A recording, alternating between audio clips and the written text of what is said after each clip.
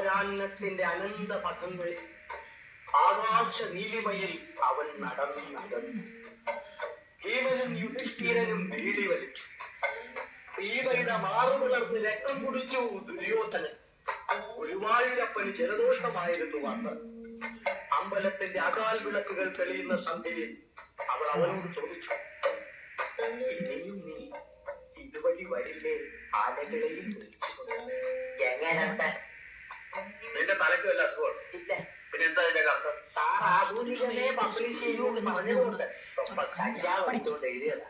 കഴിഞ്ഞാണെന്ന് പറഞ്ഞ അതേ ബോംബ് കഥ തന്നെ. കഴിഞ്ഞ പറയുമ്പോ ഇങ്ങനെ ആയിപ്പോയി.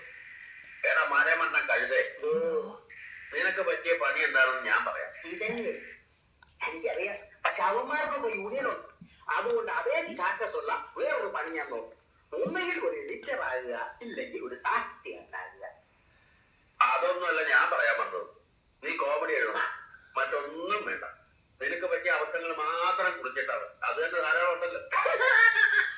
അതെങ്ങനെ ഒരു കഥയാണ്? ഹാസ്യത്തിന് കഥ വേണ്ട, സിറ്റുവേഷൻ മാത്രം മതി.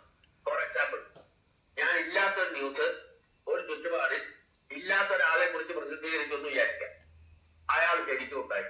അതെങ്ങനെ അങ്ങനെ സംഭവിക്കുമെന്ന് സങ്കല്പിക്കുക.